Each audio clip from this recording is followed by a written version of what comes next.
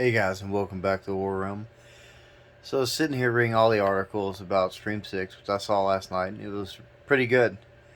I don't know where it fits yet in my allegory of the film's best from the 6th, um, but it did a lot of things right. There are a lot of Easter eggs, and there were a lot of Easter eggs to Stu, even though the creator of Scream, Kevin Williamson, said he was dead officially, but he could come back in some form. This was recently in an article on Screen Rant's where I read it. Check out Screen Rant.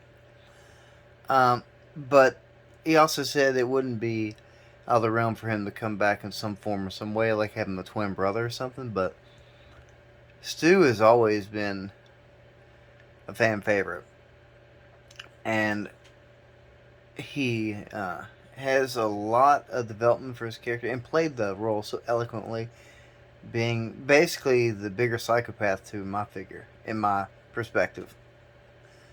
Always loved Stu. Stu was my favorite. Always wanted to make me put on a mask, at Halloween and stuff like that.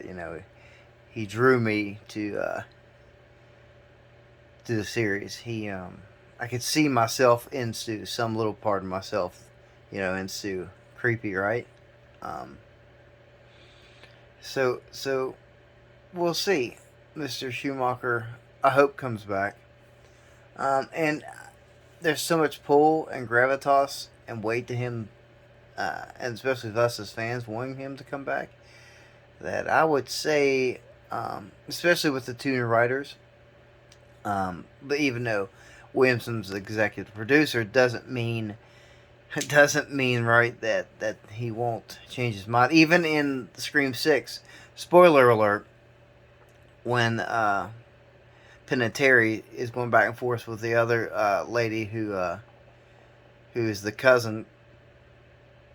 She the cousin's like they're talking about Stu, and Penitentiary's like, if you believe that. So and then there's definitely some throwbacks in the movie to Stu. Several. One of the killers were his mask. One of the finishing moves. One of the killers get killed by the TV on the head. Which does he come back to life? I have to after that. I don't know. But the greatest dialogue and cause for excitement was when those two ladies are going back and forth. Penn Terry is like, if you still believe that, and she was in the FBI, so there's a lot of weight to that statement if you still believe that, and I do still believe that Stu will come back. Scream 7's already been greenlit.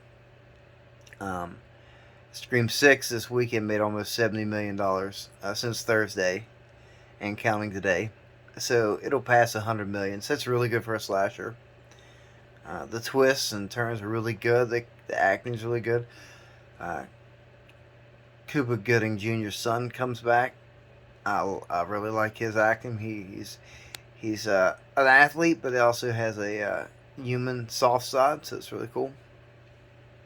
Penitentiary comes back. She does a really good role, and she's battled depression and mental health issues basically since Scream 4, and this is her biggest role to date since that. So she had some stuff with her life personally she was going through.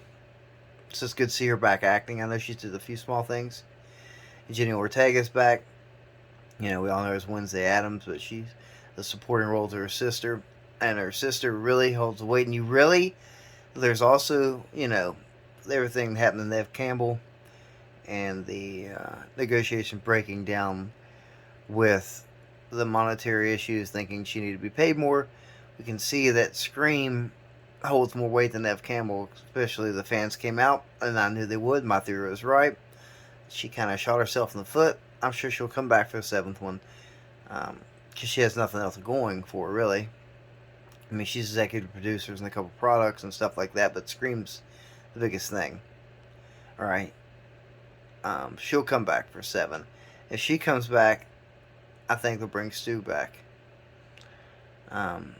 Urlacher. So, that would be awesome to have Stu back. And it's cool to see, her back as well, but the franchise did just fine in Scream 6 without her, and I knew it would. You know, called that one.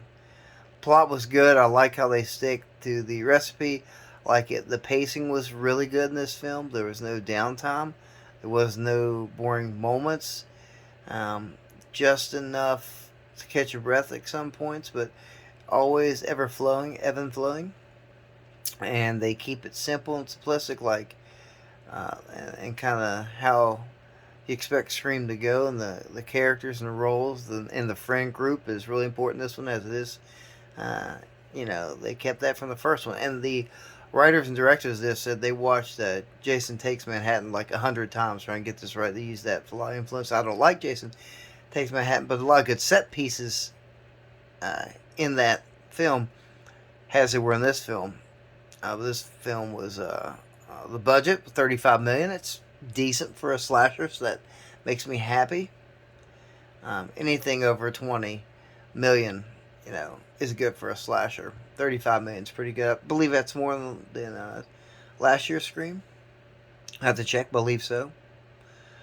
Man, I really like, and it was really cool to see her boyfriend. I forget her name right now. She's got a really beautiful name, but the lead role, Sam. Her boyfriend gets mentioned a lot. I think Dennis Quaid's son, which I forget his name right now. Dennis Quaid's son was the killer in the last one. He did a phenomenal job. He's one of my favorite actors in the franchise. He was awesome. So shout out to Dennis Quaid's son playing Ghostface and putting the mask on. It was really cool, and he did a great job. He's probably one of my top 4, right now. Top 4, I'd say, and I'll do a list of all of my, maybe all the ghost faces. Maybe we'll do a list of all of them, from best ghost face to worst ghost face, in my personal opinion. That'd be a cool video. So I haven't talked about horror for a while. Just on my mind because it's a really good movie. A lot of information comes about this movie. A lot of interviews and press.